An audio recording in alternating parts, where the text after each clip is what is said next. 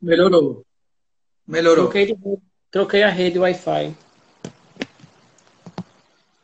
Botou no celular. Isso. A gente vai rápido. No, que o Wi-Fi estava realmente muito complicado.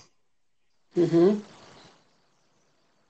Bom, nós já estamos aqui com um número razoável de pessoas na sala, mais 5 horas.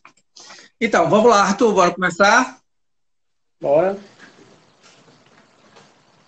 Bom, sejam todos novamente muito bem-vindos a essa primeira live desse seminário virtual que o CAU Pernambuco está promovendo essa semana. Então, serão 4 lives, essa é a primeira das lives, que tem, digamos assim, como mote, como ideia, as cidades em movimento, um olhar pós-Covid-19.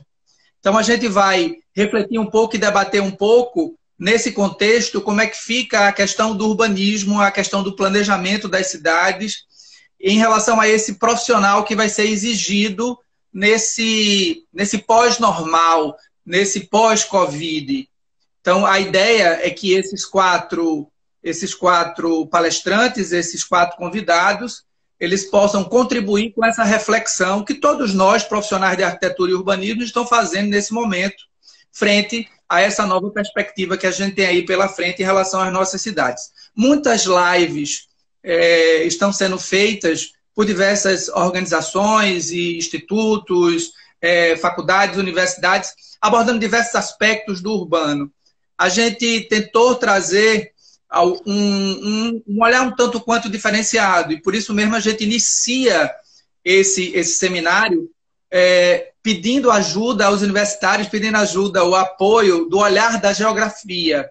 Então a gente começa grande, olhando, né, esse aspecto da cidade pelo viés da geografia, enquanto parceiro, digamos assim, dos arquitetos e urbanistas nesse planejamento das cidades, nessa conceituação. Nós, enquanto arquitetos e urbanistas, em todos os nossos mestrados, doutorados, pós-doutorados na área de desenvolvimento urbano, quantos geógrafos a gente estuda, quantas teorias, quantos conceitos da geografia a gente vai buscar para trazer para o nosso estudo enquanto planejador urbano.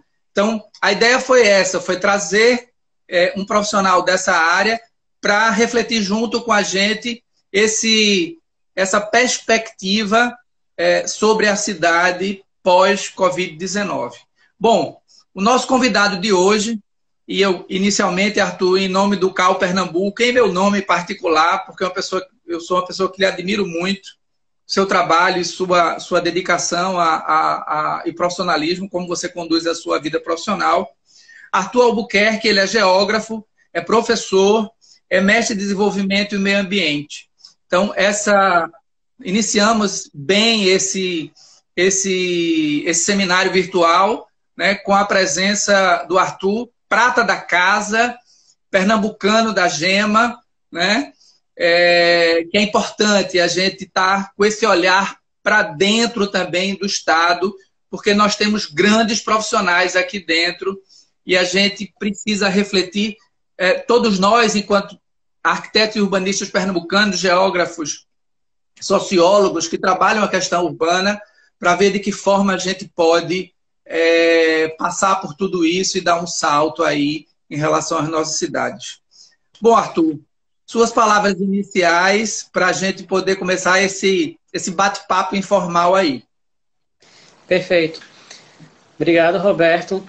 Eu agradeço a iniciativa do CAU-PE de ter essa visão interdisciplinar, de buscar fortalecer a comunidade acadêmica, científica, os profissionais que pensam e refletem sobre o urbano e a cidade, os planejadores e gestores públicos que estão sempre atentos a essa dinâmica, a sociedade de forma geral, porque o CAU-PE é uma instituição social e que precisa dar esse retorno à sociedade enquanto informação, enquanto ação prática no campo dos arquitetos urbanistas, enquanto profissionais que pensam o espaço também.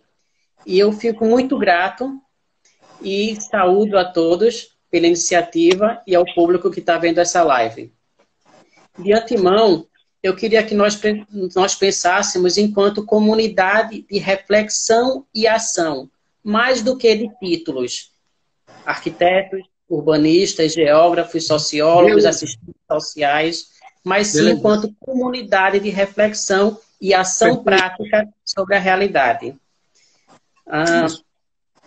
Aí, o que é que eu gostaria inicialmente, antes de falar desse pós-Covid, esse pós-normal, como o Roberto bem falou, seria situar um pouco a realidade atual que estamos vivendo, de forma bem rápida, para a gente entender um pouco essa dinâmica, onde a cidade, em especial as cidades nordestinas, se inserem. E Pernambuco, o nosso estado, e a capital, Recife, em particular. O Nordeste, como o Norte, ele espelha uma desigualdade social muito grande frente às outras regiões do país. Ela é exposta por um federalismo brasileiro que é muito desigual, onde as cidades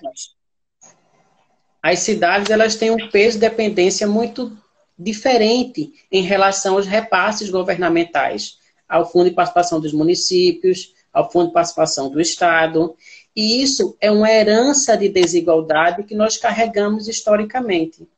E não é com 10 ou 20 anos que isso vai se reverter, mas é através de uma prática orientada, com planejamento governamental efetivo, que a gente pode minimizar essas desigualdades de desenvolvimento e distribuição de renda, que são fortes nas capitais e cidades nordestinas e do Norte. O Nordeste ele vem enfrentando alguns avanços na visão e planejamento regional. O Consórcio Interestadual de Governadores, o Fórum de Governadores, o Comitê Científico do Nordeste, são instâncias e ações práticas que fortalecem a visão de unidade da região Nordeste frente à epidemia. E frente à pandemia do Covid aqui na nossa cidade.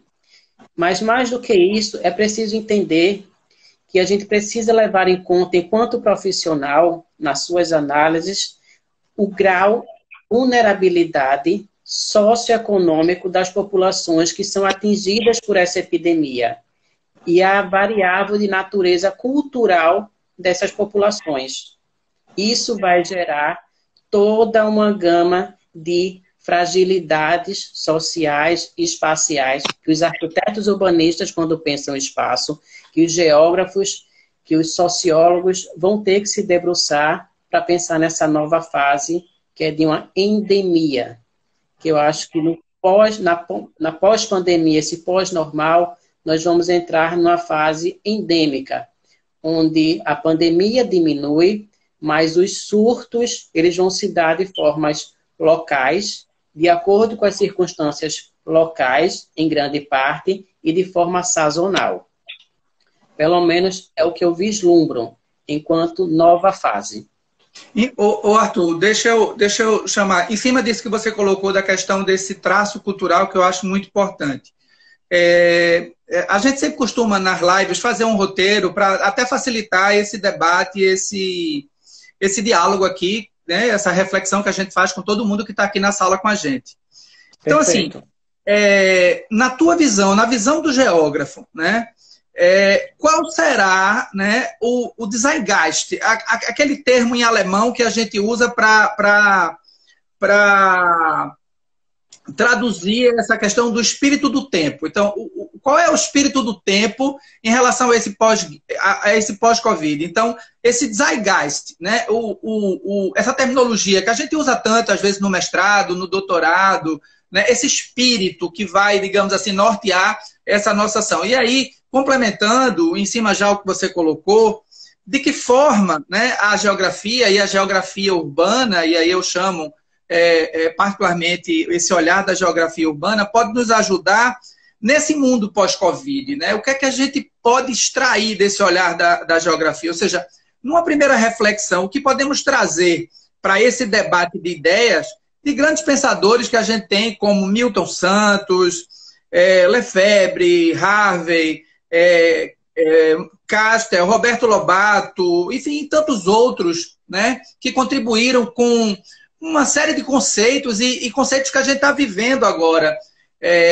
A gente nunca imaginou que teria um laboratório, quase que um túnel de vento para a gente fazer teste, né? Isso. Porque as cidades estão vazias, a gente parou o mundo.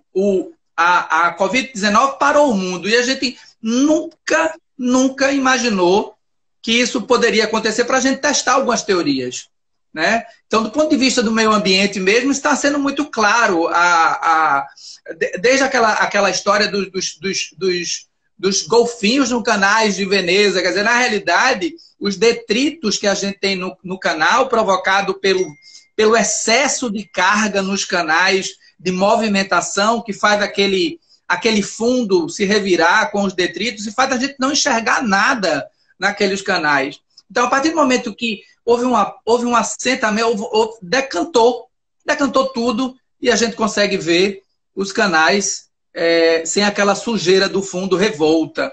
Então, é inimaginável a gente pensar em cidades antes da Covid, que se isso aconteceria, jamais aconteceria. Então, o que é que você pode dizer em cima disso para a gente? Pronto. Você falou muito do espírito do tempo, que é uma expressão muito comum entre os alemães e que foi muito propagado. Eu vou utilizar uma outra que eu acho que complementa. É difícil pensar no espírito do tempo e na realidade e na consciência enquanto sociedade global e local, se a gente não pensar num termo chamado superação. Aí eu entraria numa expressão alemã que é Aufheben. A superação é utilizada em 3 acepções: de superar, de evoluir e de criar o novo.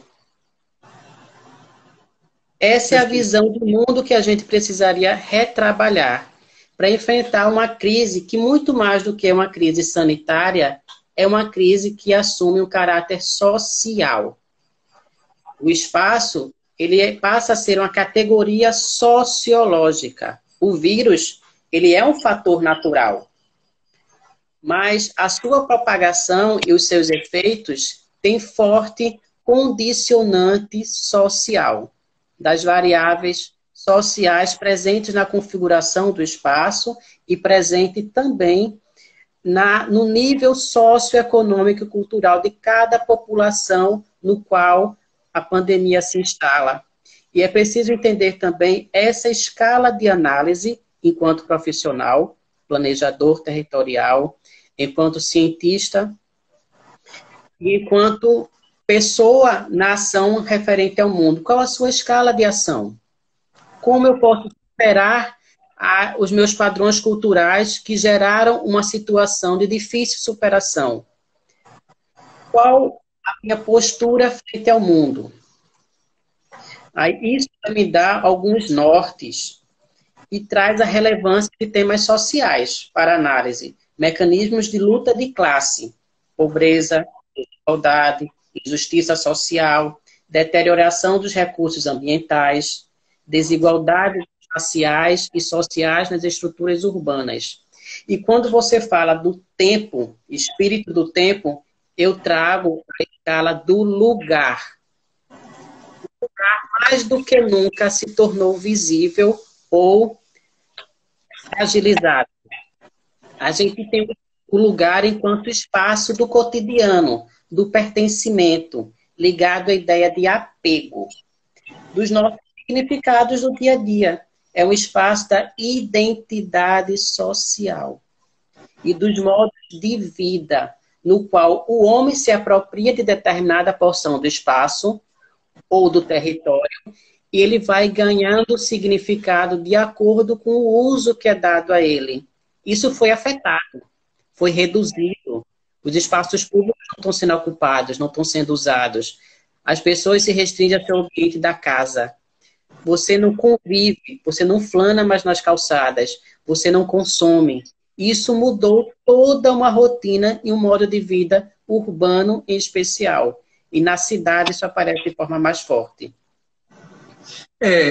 Tem uma coisa interessante que eu destaquei aqui, Arthur, em cima disso, é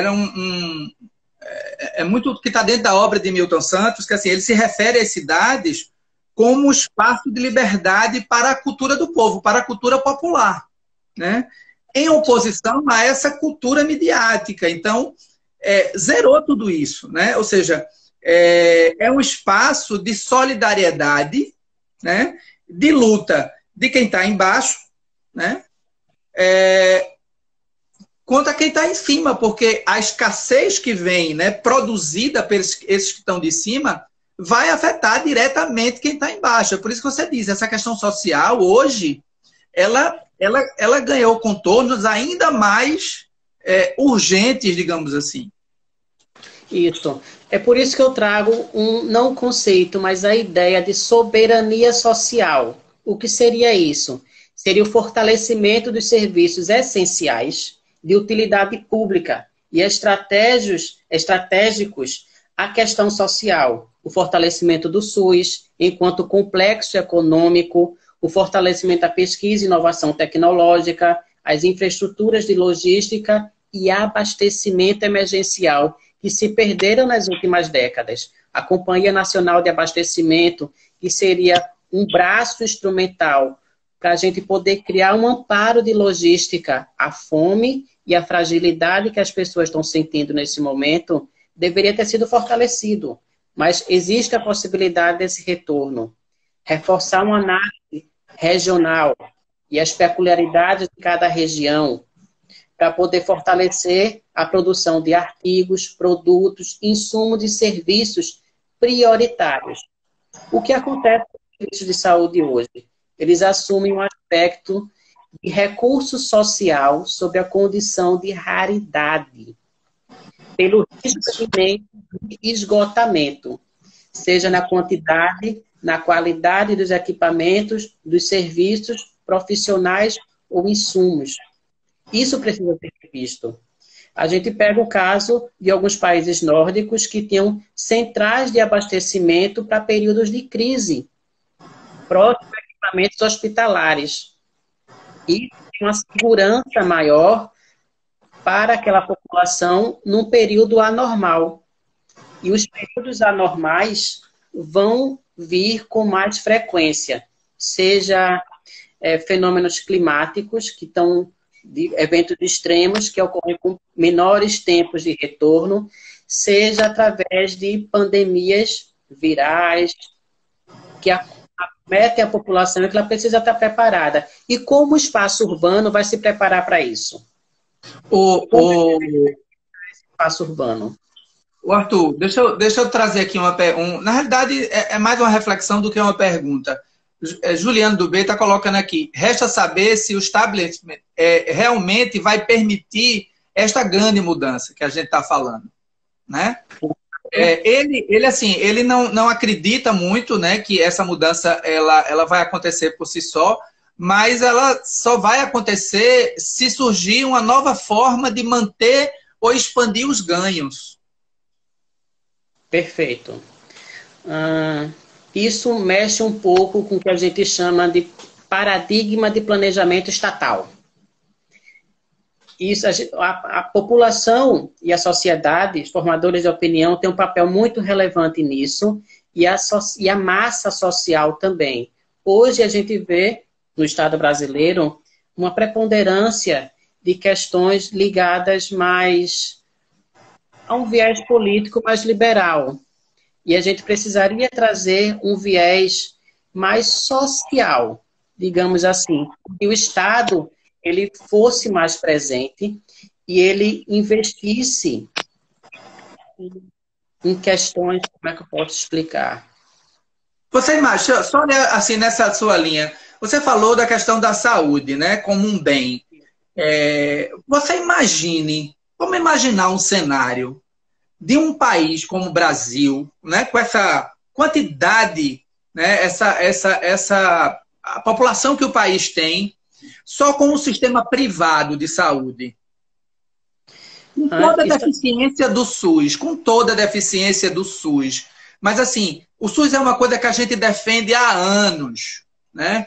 E ele mostrou ao que veio numa situação como essa, com toda deficiência. Isso. A gente passou por um processo de perda de recursos no sistema de saúde. Isso de forma recente, a gente viu o teto da saúde ser aprovado e limitando os gastos no serviço que seria essencial e estratégico. Isso não se sustentava e não se sustentou. O Estado hoje vai precisar gastar mais, isso é um fato. E sobre esse gasto, surgem algumas demandas de fiscalização, de monitoramento social desses gastos. O Estado vai precisar gastar mais com os vulneráveis. Ele precisa proteger as pequenas e médias empresas que respondem pela maior parcela do emprego. Ele vai ter que fortalecer alguns setores de serviços de soberania nacional, pesquisa e desenvolvimento, a alimentação, segurança alimentar, e fortalecer esses mecanismos de controle social. Isso vai refletir sobre qual o projeto de Brasil que a gente identifica e qual o projeto de Brasil que vai ser predominante. A sociedade tem um papel fundamental na escolha e na validação desse projeto que vai representá-la. São serviços e infraestruturas para situações anormais que precisam ser implantados. Centros de estratégia de abastecimento, estoque, serviços essenciais de utilidade pública, fortalecimento de bancos estatais, que agora, imagine se nós não tivéssemos alguns bancos estatais, como a Caixa Econômica e o Banco do Brasil, fortalecidos. O mesmo BNDES, o BNDES mesmo, né? Exatamente. O Banco do Nordeste, que tem um fundo muito expressivo regional, são instrumentos financeiros que podem facilitar políticas de redução da desigualdade. O CadÚnico, enquanto sistema de informações sociais, e que foi utilizado agora para identificar essa leva de pessoas que necessitavam de um auxílio emergencial. São políticas de redução da desigualdade de renda que precisam ser fortalecidos e precisam ser instrumentalizados enquanto lei, enquanto política de governo de médio e longo prazo, para a gente ter uma segurança social mais evidente. Perfeito.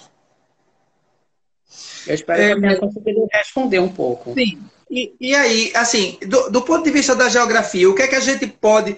Há quem diga que as soluções do passado, elas não servem mais para essa sociedade 5.0, mas, de fato, a gente precisa, né, construir esse encontro. Há quem diga que as soluções vêm do futuro. Mas, assim, na sua visão de geógrafo, o que é que a gente traz, né, de tudo isso que a gente aprendeu, né, pelo olhar da geografia? A gente tem... Eu entendi. O que é que eu posso pensar? A gente já dispõe de um conjunto de técnicas, tecnologias e teorias amplas de análise do espaço, das cidades e do urbano, que proporcionam uma visão de processo. Isso precisa ser utilizado em todo o seu potencial, porque a demanda social exige isso hoje. Se eu observar, eu preciso enquadrar os nossos espaços habitados, em especial as cidades, com estruturas urbanas mais resilientes a eventos extremos, fora da média conhecida, que aparecem com menor tempo de retorno, como eu já havia falado, e com maior intensidade. Seja um fenômeno natural, seja um fenômeno de apelo ambiental ou uma crise social gerada por uma pandemia. E as teorias espaciais, elas são antigas e podem ser utilizadas, aperfeiçoadas e refinadas para análise da distribuição e do enfrentamento enquanto reflexo de uma sociedade atingida por uma crise. Por exemplo, se eu for citar algumas teorias aqui, eu teria a teoria da difusão espacial dos fenômenos, a teoria da convergência de concentração de Vidal de Lablache, a teoria dos polos de crescimento de François Perrault e retrabalhada por Pierre George no livro Ação do Homem, a teoria dos fixos e fluxos de Schmitt, a teoria dos fluxos e fixos de Milton Santos, o sistema de objetos, sistema de ações, a Isso. teoria do complexo de complexos de Max Shorey, a teoria de estruturas ecológico-territoriais de Maxine Quaine, e várias outras teorias que eu posso utilizar para explicar uma distribuição epidemiológica de uma crise, refletir sobre formas de propagação e perfil da gravidade que elas vão gerar sobre o espaço urbano, sobre a configuração territorial das cidades de sua Interlândia. Elas me dão pequenas demonstrações de reflexão sobre uma situação pós-pandêmica.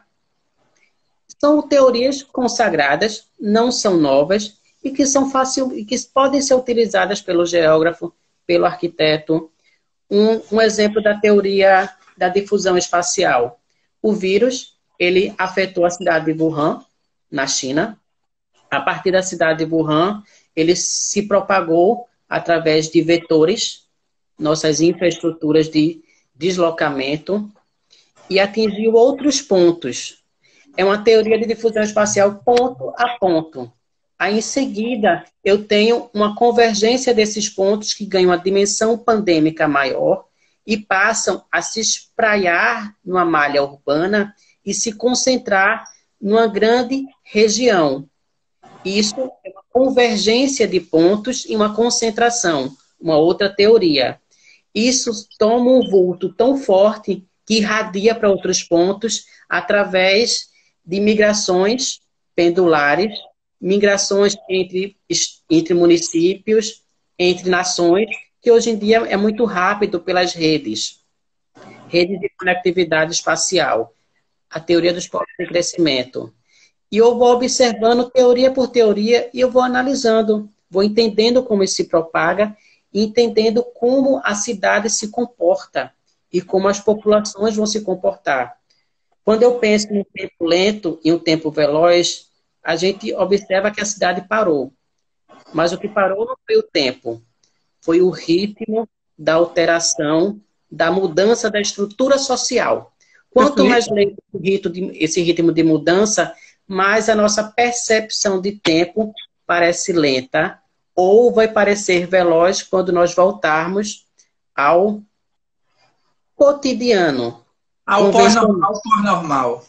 Isso é uma ideia de tempo que é de Agnes Zeller, da Escola de Budapeste, discípula da Escola de Budapeste. Quantas vezes a gente escutou das pessoas dizendo que tudo parece domingo, tudo parece segunda-feira? A gente está vivendo esse sentimento, né? É como, eu esqueci, eu acho que não é o feitiço do tempo, que a pessoa vai vivendo a mesma situação várias vezes. Ele nunca vai adiante, ele sempre fica naquele ciclo fechado do tempo, né? E ele vai repetindo, repetindo e repetindo, sem sair, sem quebrar essa inércia. É esse sentimento, eu acho que as pessoas estão vivenciando hoje, esse feitiço do tempo.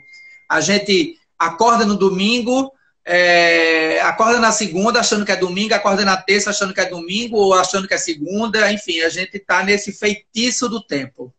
Isso. Eu queria trazer um pouco agora para a nossa cidade, já que o nosso tema urge, movimento. Cidades em movimento, um olhar pós-Covid. O pós-normal que você falou. Eu queria trazer para a discussão a questão de otimizar o espaço urbano, as infraestruturas urbanas já existentes, entender como funciona esse preço de gradientes de terra que a cidade possui, para poder interferir sobre isso, pensar sobre isso, seja enquanto produtor espacial, agente imobiliário, como agente público, como profissional da arquitetura ou da geografia ou da assistência social que vai atuar em pequenos pontos da cidade, como otimizar isso, como evitar que a cidade se espalhe tanto e promova um avanço na necessária da infraestrutura e torne a cidade cara.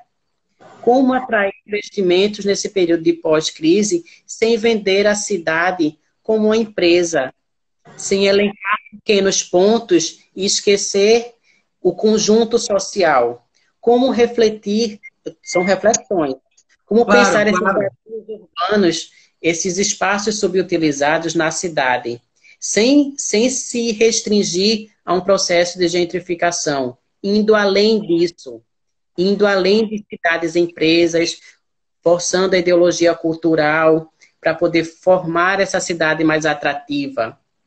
É pegar a vantagem locacional dessa cidade comparativa às outras cidades, potencializar, identificar os elementos urbanos que possam valorizar esse espaço e utilizar isso como ferramenta de sociabilização e igualdade de renda, igualdade de acesso à terra urbana.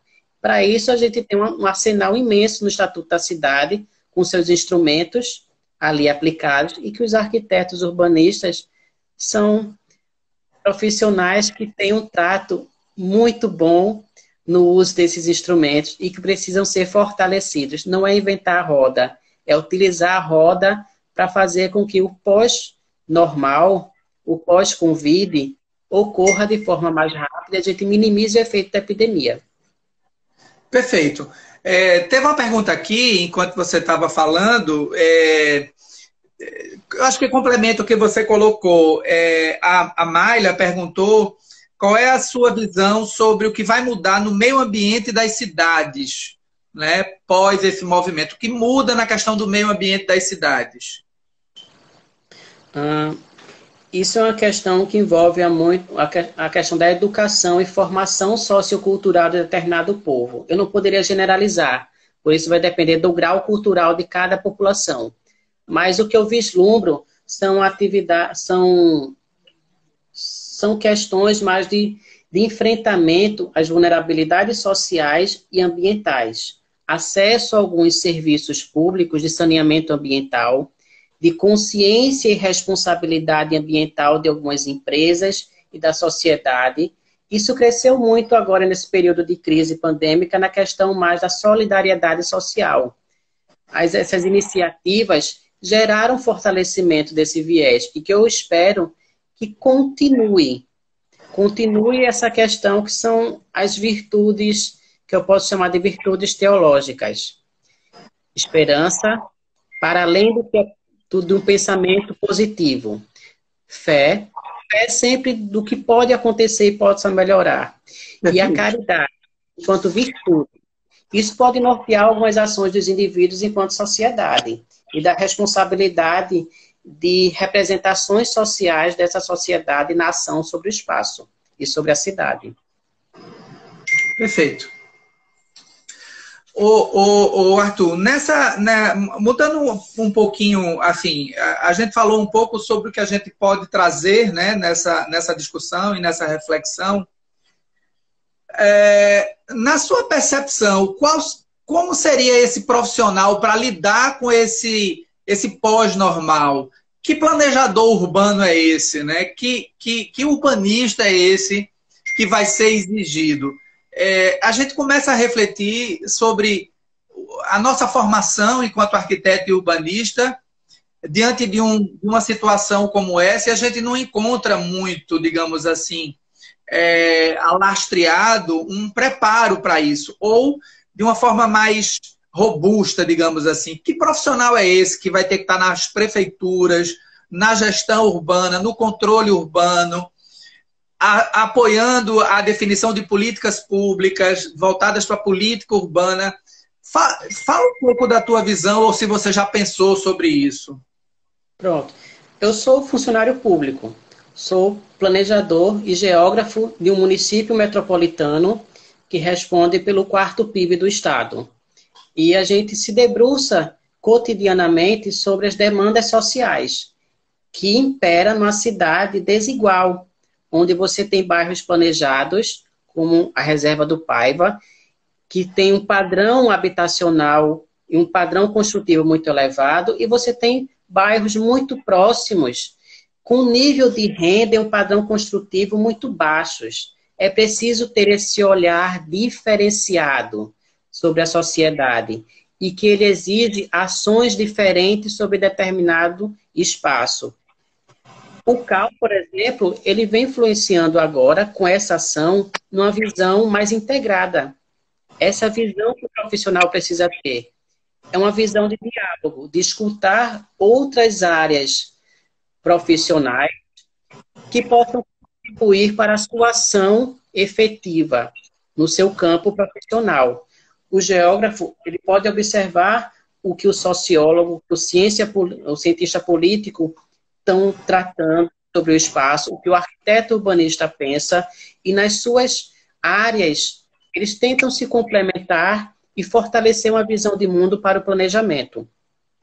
Tem a ver com o fortalecimento de políticas públicas e de conceitos associados a elas, como de humanidade, igualdade de acesso e universalização de serviços públicos, pensar enquanto coletivo humano, pensar que as ações sociais são complexas, porque envolvem o social, envolve impactos de visões de mundo diferentes, e é preciso aprender a lidar com isso.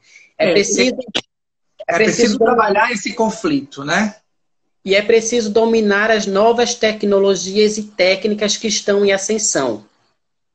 É preciso pensar nesses sistemas de informações geográficas, é preciso pensar nessa rede de artefatos computacionais que estão à nossa disposição, nos softwares, na questão do lidar com a técnica e com as tecnologias associadas, criar uma atualização permanente desse profissional, para poder ter uma leitura da realidade melhor e com a demanda que exige soluções mais rápidas, mais eficientes, e com menor grau de erro.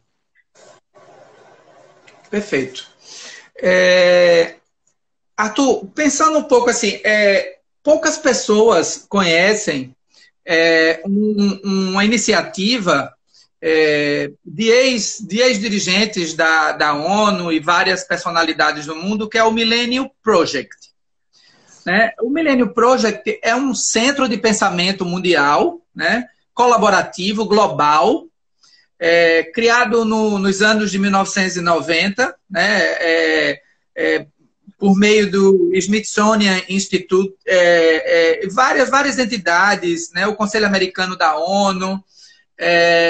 Esse grupo, o Millennium Project, ele visa, por exemplo, né, o objetivo dele é melhorar as expectativas da humanidade de construir um futuro melhor, aprimorar o pensamento sobre o futuro disponibilizado por meio de uma variedade de mídias para o feedback do mundo de maneira geral, em uma rede global de previsão de vários nós, e aí vem a geografia, as teorias lá da rede, né, de vários nós, informações e software, construindo um sistema global de inteligência coletiva, reconhecido por sua capacidade de melhorar as perspectivas da humanidade. Então, veja, tanto numa escala global, como numa escala local, o que a gente tem assistido, cada vez mais, são iniciativas por parte da comunidade, no sentido de resolver os problemas. Essa relação de o Estado não está sendo capaz sozinho de resolver os problemas, né? O volume dos problemas do planeta, e aí cada vez mais iniciativas colaborativas da sociedade civil organizada têm se fortalecido. Por exemplo, em muitas ausência de uma ação mais robusta sobre as comunidades, sobre os assentamentos populares, né, as favelas, vários movimentos têm se organizado no sentido de mitigar, né, reduzir os danos dessa pandemia sobre essas áreas, porque o governo, na realidade, não está dando as respostas necessárias, sobretudo para essa população mais vulnerável. Como é que você vê esses movimentos e de que forma você acha que isso sai fortalecido no campo da cidade, no âmbito da cidade, para trabalhar a questão do planejamento da cidade, dessa estruturação pós-Covid? Por exemplo, a gente tem um fortalecimento de algumas organizações transnacionais, tipo a OMC, Organização Mundial, a OMS, a Organização Mundial da Saúde. Por exemplo, no local, muitos municípios estão utilizando posturas que a OMS, um organismo que transcende o Estado brasileiro, define como prioritário ou com o que possa ser adotado para minimizar uma crise sanitária. É uma interferência global no âmbito local, diretamente no planejamento da cidade e da postura social. Isso é algo que pode se tornar mais comum quando a gente não tem um Estado mais robusto. Mas o papel da sociedade é exigir que o Estado exerça seu papel de governança estatal e preze não só por seleção de alguns setores econômicos que devam ser dinamizados, mas para uma reversão da desigualdade social e uma distribuição de renda mais igualitária. O que eu observo, por exemplo, como exemplo, a lógica da divisão territorial do trabalho vai ter pequenas alterações. A questão da saúde vai ser prioridade em diversos estados-nações. Eles já estão despejando recursos de forma vultuosa e criando estruturas que os tornem soberanos em relação a outras nações e minimizem a dependência de insumos, produtos e equipamentos. Isso vai fortalecer o quê? Toda uma reconfiguração e uma reorganização da indústria em diversos estados nacionais. Na China, na Europa, nos Estados Unidos, para minimizar a dependência. Você vai ter a indústria química, farmoquímica, equipamentos, metal mecânica, dinamizado nesses países, com financiamento estatal. Isso é uma nova lógica. Políticas de incentivo e financiamento estatal vão ser fortalecidos nesse período, se for um Estado sério. O endividamento governamental vai acontecer, isso é um fato. O rigor fiscal, enquanto política, não fazendo juízo de valor, mas enquanto política neoliberal, talvez seja fortalecido também. A concentração do monopólio e de empresas também vai acontecer em contradição a essa soberania social, pois são as grandes empresas que detêm um capital maior e podem sustentar os períodos de crise. Isso vai gerar um aumento e desigualdade de renda também, porque você não vai ter mais essa pulverização das empresas de médio e pequeno porte que possam ser absorvidas. O papel do Estado enquanto interventor governamental precisa ser fortalecido. Se isso não acontecer de forma adequada, a sociedade precisa exigir que isso aconteça, para se ter regulações parciais de mercado e um planejamento mais efetivo. Eu espero que este exemplo possa ter clareado esse papel do internacional sobre o nacional e o espelho do local e na redivisão da sociedade enquanto divisão territorial do trabalho. Você vai ter uma massa maior desses setores industriais nacionais e uma pressão, uma alteração de movimentos sociais no espaço urbano também, na qualificação e no perfil desses movimentos. Agora, isso é um pouco de futurologia, mas enquanto planejador é o que eu vislumbro. Perfeito. A gente está quase chegando, né, ao nosso finalzinho. É rápido, passa rápido, né, quando a gente engata aí o nosso sequenciamento lógico aí da oralidade, fica bem legal. Muitas perguntas aqui vieram sobre esse pós-normal, e, por exemplo, veio pergunta sobre a questão da mobilidade. Só que eu particularmente acho que a mobilidade nas cidades, ela, diante de tudo isso que a gente viveu, ela, para mim, ela vai ter que ser pensada na perspectiva do ambiental. Isso. Né? Eu acho que está mais do que provado que a redução da poluição no mundo, né, se deu pela redução de automóveis circulando. Uhum. Porque existia aquele discurso, não, isso não é verdade, o efeito estufa, tal, o aquecimento global, etc e tal, mas tá claro, a gente jamais imaginou ter um laboratório desse, fazer esse experimento científico. Só que a natureza, digamos assim, entre aspas, ela nos possibilitou esse experimento vivo. Isso me traz o pensamento de Henrique Leff. Leff é o grande pesquisador dessa questão da sociedade com a natureza. Ele tem um livro muito bom, que é Racionalidade Ambiental. Nele, ele define que o ambiental é uma categoria sociológica, porque os impactos sobre o social e a forma como a sociedade se apropria dos recursos naturais e do quadro ambiental é que vão definir todo esse sistema socioambiental e econômico nas sociedades.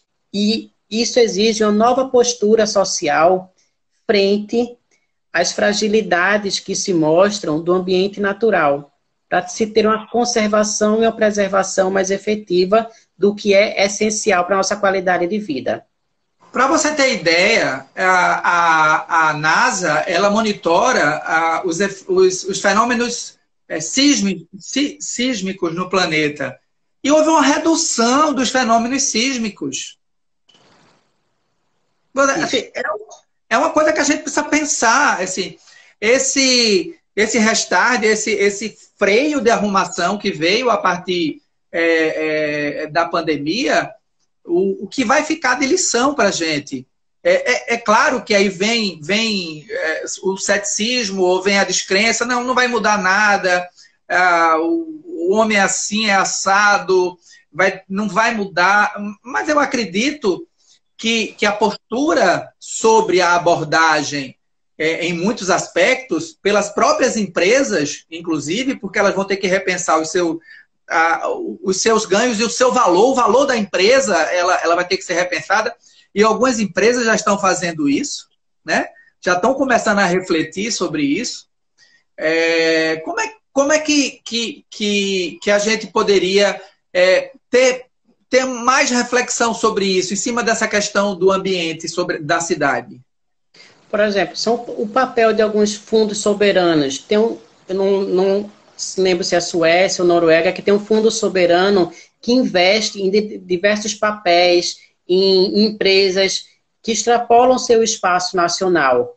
Por exemplo, eles limitaram o investimento em algumas empresas brasileiras porque elas não tinham uma consciência ambiental incluída dentro do seu processo produtivo e simplesmente deixaram de receber investimentos de um dos maiores fundos soberanos de investimento globais. Isso força que a empresa se adeque, não por desejo, mas por necessidade econômica. Perfeito. Se mais atividades como essa se expandirem, a gente vai ter uma alteração de consciência ambiental dentro das sociedades. E também a questão da educação da população, ela deve ser priorizada, para que a próxima geração, ou que essa geração recente, absorva isso de forma mais fácil. Esses períodos de crise são muito bons, porque eles geram pequenas rupturas e aceleram alguns processos de reflexão. E é com isso que eu estou contando, para que a gente possa ter pequenas alterações de hábitos e de posturas frente à cidade e frente ao meio ambiente. Perfeito. E aí, assim, é importante também, né, Arthur, a gente refletir um pouco sobre esse momento aqui no nosso país, em cima de tudo isso que a gente refletiu aqui nessa hora sobre determinados sobre esses aspectos. A gente vê algumas coisas que vão na contramão disso, né? O que está acontecendo, por exemplo, vamos supor, com a própria gestão da Amazônia, a questão indígena, a questão dos quilombolas. Então, assim, tem todo um movimento meio na contramão de tudo isso que está sendo pensado, que a gente também vai ter que trazer para colocar em xeque e repensar isso, né? A nossa atitude em frente ao mundo, o que é que o mundo, né? Porque cada vez mais fica claro a necessidade dessa cooperação, né? É impossível viver sem esse sentido de cooperação. Não adianta a relação de riqueza individual, porque está morta essa lógica, né? Todo mundo tem que crescer junto. Pelo menos eu acho que você também tem essa mesma percepção. Então, sobre a cidade, quando a gente pensa que alguns mecanismos e alguns avanços que a gente teve sobre o planejamento das cidades, isso foi de certo modo, enfraquecido, a gente precisa retomar isso de uma forma muito mais contundente, sobre a questão, mais até do que a gestão da cidade em si, mas no nosso caso, da gestão metropolitana, né? A gente, de fato, precisa pensar isso, porque uma cidade age de um jeito, uma outra age do outro, só que ela é uma coisa só, é um território só, né? Tem uma permeabilidade muito grande entre elas. Então, os efeitos vêm para todo mundo, mesmo para aqueles que fazem o seu dever de casa, por exemplo. O nosso lockdown aqui, nosso fechamento mais severo, se deu em 4 grandes cidades metropolitanas que têm uma interação espacial de rede de transporte, de serviços públicos muito forte. Recife, capital, Jaboatão, Olinda, Camaragibe e São Lourenço da Mata. Para além dos números de óbitos ou de contaminados dessas cidades, que concentram mais de 70% dos casos, elas estão extremamente interligadas. Você não sabe onde começa Recife, o bairro de Boa Viagem termina Piedade. A questão de Olinda e Recife, Camaragibe na planície da Caxangá, quando ele se mistura com Camaragibe, em Camaragibe e a planície da Caxangá no Recife, são cidades que devem ser pensadas de forma única. Os organismos estaduais, como a agência Condef-Fidem, precisam ser fortalecidos. Sim, muito. Voltar, né? Até a força que tinha, né? Isso. Algumas instâncias de decisão municipais precisam ser fortalecidas, como um colegiado de prefeitos da região metropolitana, que são instrumentos que já existem, mas que estão enfraquecidos. Nós não vamos mornos. Estão mornos. Isso. Para que a gente possa enfrentar essas novas demandas e agir de forma coerente e unida. Porque aí quando o discurso ele se fragmenta, a ação em diversas narrativas, né? O discurso se dilui em narrativas. Isso. Eu não estou fazendo uma ideologização da pandemia. A pandemia é um fato social. O vírus é um fato natural. Mas a ideologização deve ser pormenorizada para se atingir tecnicamente um resultado de enfrentamento de seus efeitos sociais. Exatamente. Perfeito. E de desenvolvimento de futuro. Para que a nossa economia volte a vibrar com mais intensidade, com igualdade de renda, ou pelo menos que se busque isso, sem perder de vista as questões ambientais. Perfeito. Pô, Arthur, eu acho que a gente está chegando ao finalzinho mesmo. Eu queria que você aproveitasse esse espaço, esse tempinho, para fazer suas considerações finais sobre tudo isso que a gente refletiu. O que eu posso dizer a você é que se travou um debate aqui nos comentários, eu nem consegui acompanhar direito, porque a turma começou a debater entre si, era a gente trazendo os temas, trazendo as discussões, e a turma aqui debatendo. Então, assim, foi bem interessante. Eu acho que esse arranque desse seminário foi muito positivo. Eu quero mais uma vez, assim, minha gratidão a você por ter aceito o nosso convite, por ter participado, ter contribuído com as tuas reflexões, teu conhecimento, tua experiência. E eu queria abrir esse espaço para você fazer as considerações finais aí, para todos nós. Antes de mais nada, agradecer mais uma vez ao CAU, esse conselho que vem se fortalecendo, vem institucionalizando o seu espaço, após a aprovação do seu campo de trabalho, de forma federal, e os arquitetos que eles exercem um papel muito imprescindível na construção das cidades e no pensamento do urbanismo, e que os geógrafos de bom grado querem contribuir com tudo que for possível para essa visão de conjunto, seja na Associação dos Geógrafos Brasileiros, em suas seções locais, junto com o Instituto de Arquitetos do Brasil, o CAU Pernambuco, e todos esses órgãos e categorias como o CREA, que devem trabalhar em conjunto por essa visão social mais efetiva.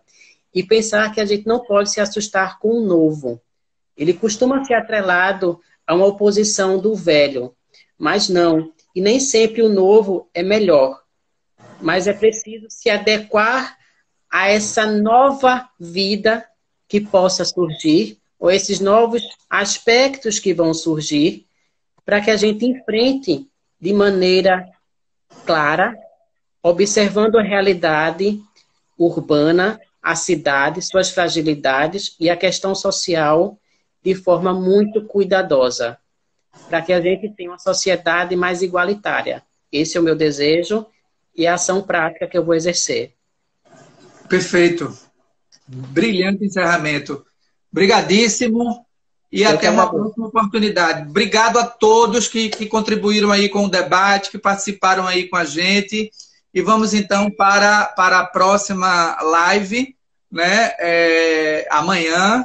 E a gente conta aí com a presença de todos para a gente continuar esse debate. Só lembrando que ao final dessas 4 lives que a gente está fazendo essa semana, vai ter um debate onde os 4 convidados vão interagir entre si e com todos nós juntos, né, sobre todas essas reflexões que foram feitas. Eu acho que vai ser bem bacana, vai ser bem legal, e a gente conta aí com a participação de todos. Arthur, brigadíssimo, irmão. Obrigado. Até mais. Obrigado a todos.